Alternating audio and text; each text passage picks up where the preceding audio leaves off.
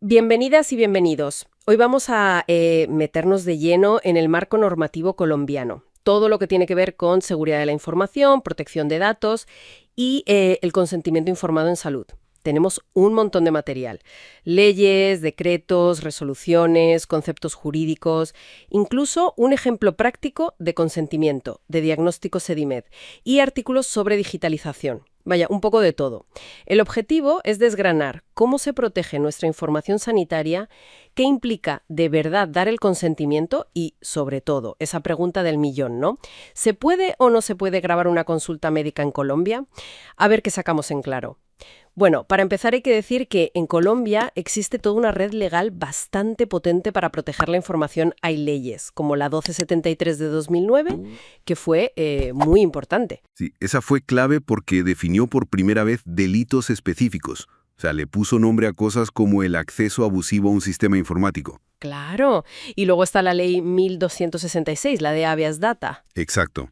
Que básicamente es nuestro derecho a saber qué información tienen de nosotros y a controlarla. Y la 1751, que convirtió la salud en un derecho fundamental. Fundamental, sí.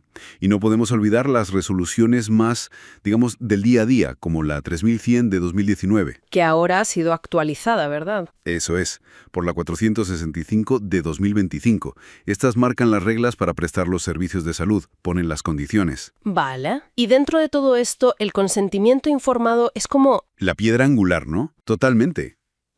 Pero, ojo, que no es solo firmar un papel y ya está. Es todo un proceso. Tiene que haber voluntariedad. La información tiene que ser suficiente, clara, de calidad. Y fundamental, que el paciente tenga la capacidad para entenderla y decidir libremente. Es la base de la relación médico-paciente. Entiendo.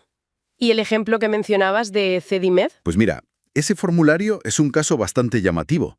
Te hace ver hasta dónde puede llegar un consentimiento, porque ahí se cedían derechos de imagen a nivel mundial, sin límite de tiempo y gratis. Madre mía. ¿Para qué? Pues para fines muy variados. Científicos, comerciales, educativos. De todo un poco. Vaya tela. Sí. Sí, subraya lo importantísimo que es leer bien y entender qué estamos autorizando exactamente antes de firmar nada. Desde luego. Eso de la cesión global y perpetua da que pensar. ¿Es algo habitual? Hombre, tan amplio no es lo más común, pero sí te encuentras cláusulas a veces un poco sorprendentes. Hay que estar atentos. Y esto me lleva a la otra gran duda, la que comentábamos antes, que hasta el Ministerio de Salud tuvo que emitir un concepto en 2019. La pregunta de si un paciente puede grabar su consulta. Pues sí, esa es la pregunta recurrente. Y la respuesta oficial, antes de la última resolución, era compleja. Ese concepto del Ministerio decía básicamente que no había una prohibición directa para el paciente. O sea, no estaba prohibido grabar. Pero... Y era un pero gordo. El personal médico sí podía negarse a ser grabado. Ah, vale, ¿y por qué? Pues por sus propios derechos fundamentales. El derecho a la imagen, a la intimidad, al libre desarrollo de su personalidad y también al libre ejercicio de su profesión.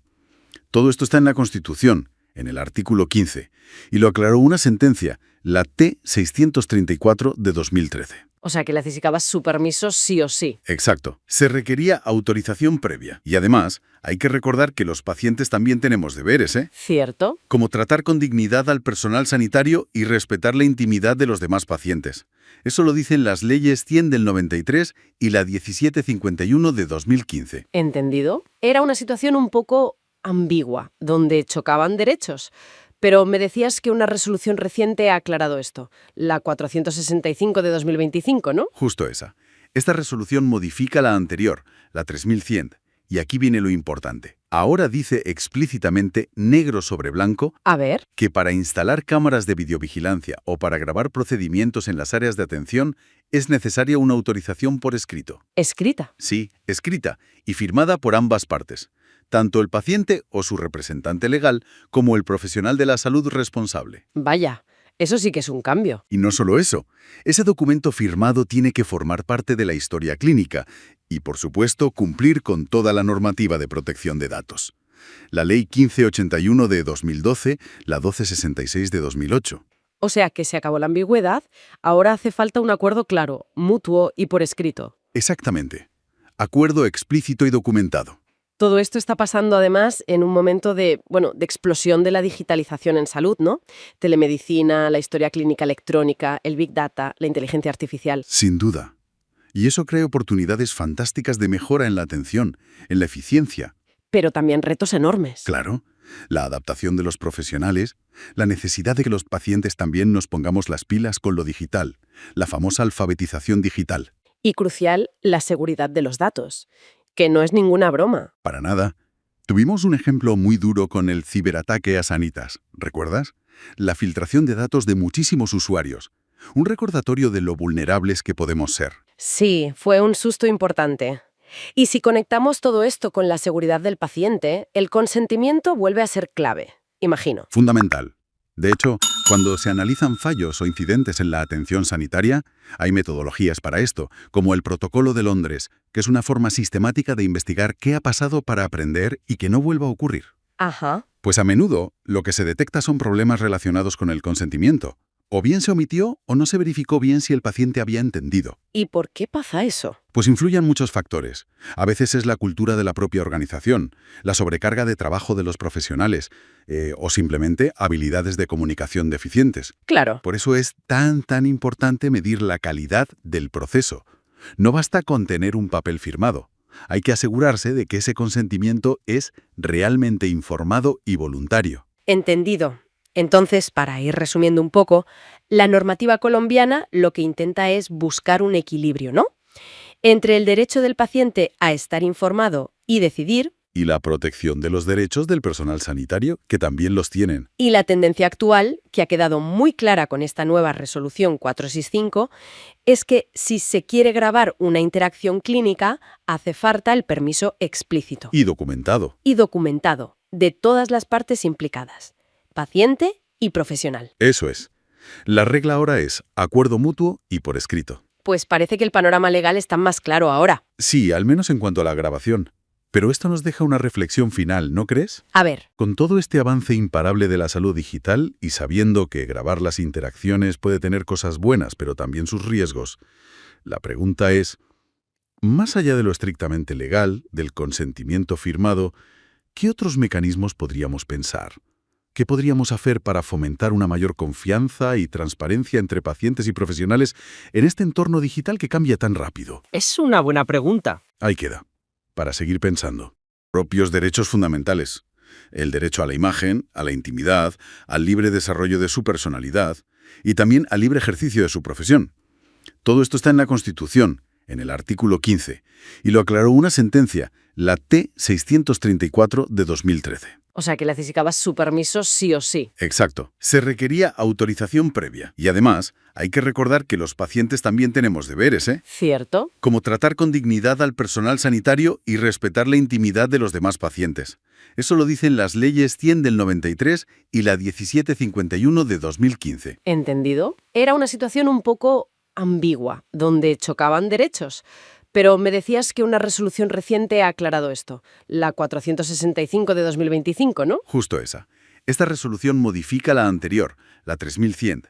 Y aquí viene lo importante. Ahora dice explícitamente, negro sobre blanco, A ver, que para instalar cámaras de videovigilancia o para grabar procedimientos en las áreas de atención es necesaria una autorización por escrito. escrita. Sí, escrita y firmada por ambas partes, tanto el paciente o su representante legal como el profesional de la salud responsable. Vaya, eso sí que es un cambio. Y no solo eso, ese documento firmado tiene que formar parte de la historia clínica y, por supuesto, cumplir con toda la normativa de protección de datos.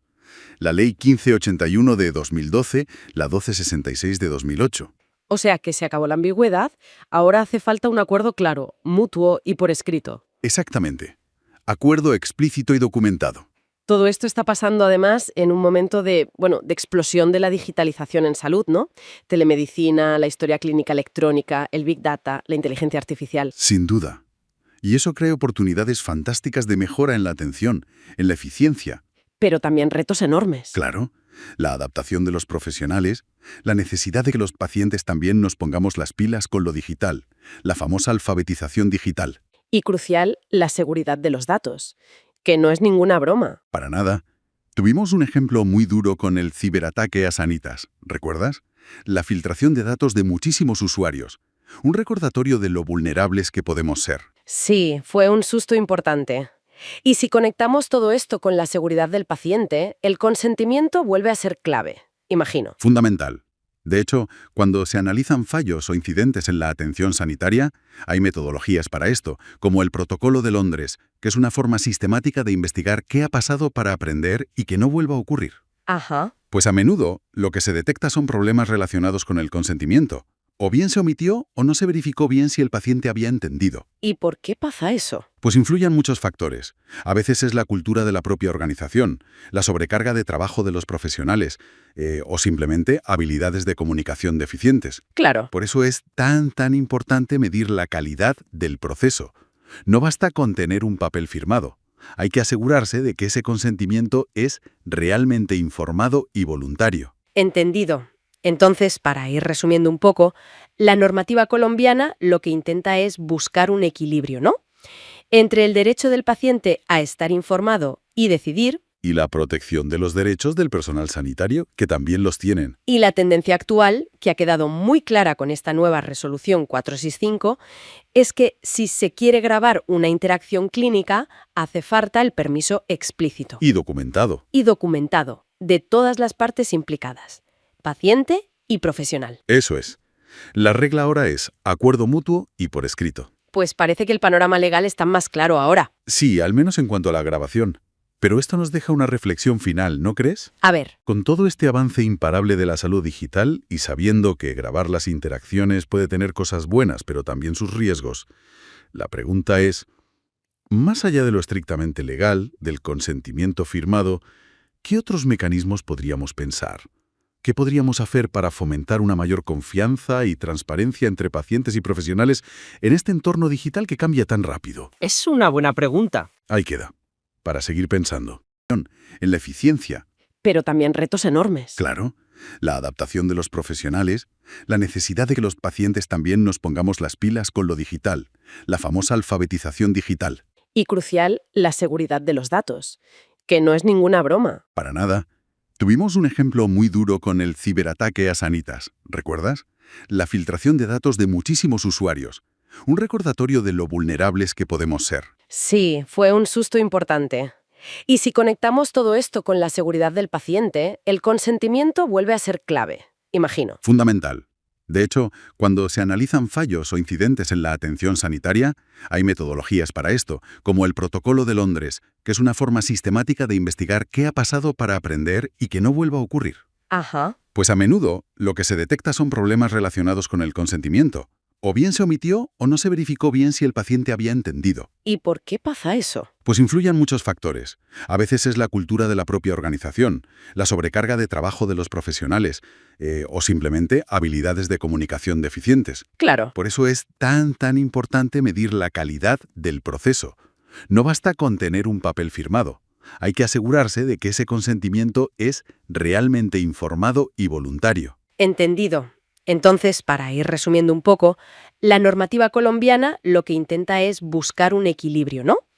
Entre el derecho del paciente a estar informado y decidir, Y la protección de los derechos del personal sanitario, que también los tienen. y la tendencia actual, que ha quedado muy clara con esta nueva resolución 465, es que si se quiere grabar una interacción clínica, hace falta el permiso explícito Y documentado. y documentado de todas las partes implicadas, paciente y profesional. Eso es. La regla ahora es acuerdo mutuo y por escrito. Pues parece que el panorama legal está más claro ahora. Sí, al menos en cuanto a la grabación. Pero esto nos deja una reflexión final, ¿no crees? A ver, Con todo este avance imparable de la salud digital y sabiendo que grabar las interacciones puede tener cosas buenas, pero también sus riesgos, la pregunta es, más allá de lo estrictamente legal, del consentimiento firmado, ¿qué otros mecanismos podríamos pensar? ¿Qué podríamos hacer para fomentar una mayor confianza y transparencia entre pacientes y profesionales en este entorno digital que cambia tan rápido? Es una buena pregunta. Ahí queda, para seguir pensando. Los profesionales o simplemente habilidades de comunicación deficientes. claro. Por eso es tan importante medir la calidad del proceso. No basta con tener un papel firmado. Hay que asegurarse de que ese consentimiento es realmente informado y voluntario. Entendido. Entonces, para ir resumiendo un poco, la normativa colombiana lo que intenta es buscar un equilibrio, ¿no?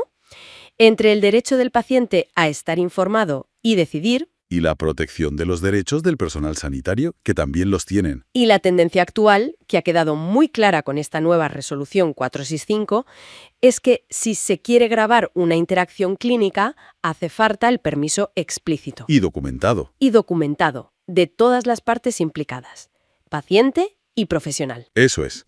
La regla ahora es acuerdo mutuo y por escrito. Pues parece que el panorama legal está más claro ahora. Sí, al menos en cuanto a la grabación. Pero esto nos deja una reflexión final, ¿no crees? A ver, Con todo este avance imparable de la salud digital y sabiendo que grabar las interacciones puede tener cosas buenas, pero también sus riesgos, la pregunta es, más allá de lo estrictamente legal, del consentimiento firmado, ¿qué otros mecanismos podríamos pensar? ¿Qué podríamos hacer para fomentar una mayor confianza y transparencia entre pacientes y profesionales en este entorno digital que cambia tan rápido? Es una buena pregunta. Ahí queda, para seguir pensando. es que si se quiere grabar una interacción clínica, hace falta el permiso explícito Y documentado. y documentado de todas las partes implicadas, paciente y profesional. Eso es.